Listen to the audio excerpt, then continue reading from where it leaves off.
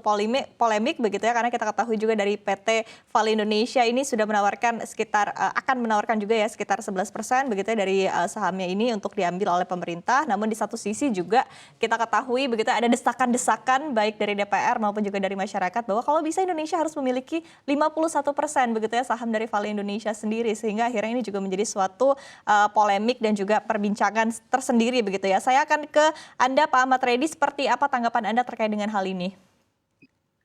Ya, pertama memang secara hukum kewajiban divestasi saham itu memang kewajiban normatif, Mbak. Dia diatur di pasal 112 Undang-Undang Nomor 4 Tahun 2009 yang diubah dengan Undang-Undang 3 Tahun 2020. Di pasal itu diatur bahwa 5 tahun sejak perusahaan tambang asing itu melakukan kegiatan operasi produksi, dia wajib melakukan investasi saham pada peserta Indonesia.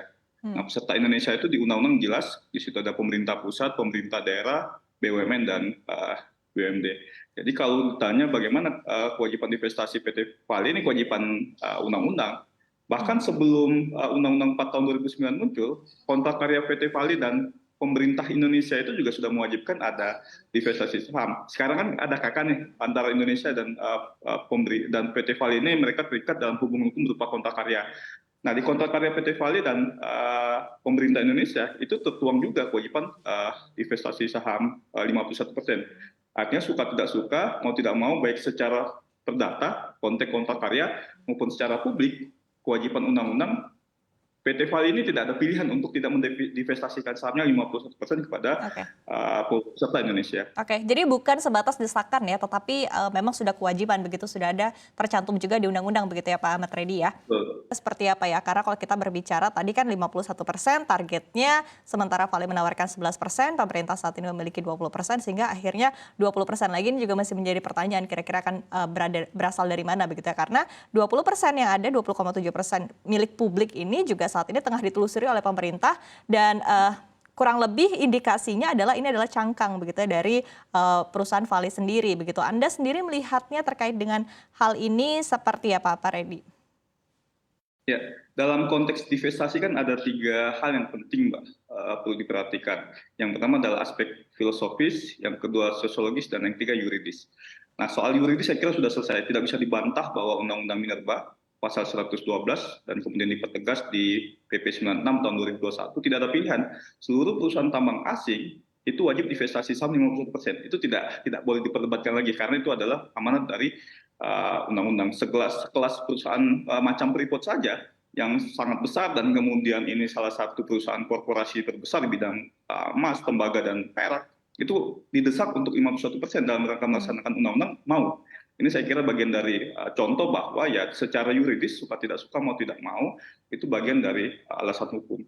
Yang kedua dalam konteks sosiologis ya. Jadi kalau kita bicara divestasi ini dalam konteks sosioekonomi memang secara teori dan praktik ada 3 hal yang bisa diperoleh. Yang pertama adalah ketika kita memiliki saham mayoritas, maka ada peralihan pengendali, kontrol yang tadinya dari asing itu menjadi kendali ke dalam negeri atau pemerintah. Dan ini sesuai dengan amanat konstitusi bahwa sumber daya alam khususnya cabang-cabang produksi yang menguasai hidup orang banyak itu dikuasai oleh negara. Tapi kalau kita lihat dari 20,7% kepemilikan publik yang ditelusuri juga oleh pemerintah, disebutkan juga ini sebetulnya ada kepemilikan dari Vale melalui cangkang-cangkang perusahaannya sendiri begitu. Demikian juga dengan Sumitomo begitu. Menurut Anda apakah memang secara hukum ini sebetulnya sah-sah saja Pak Ahmad Reddy?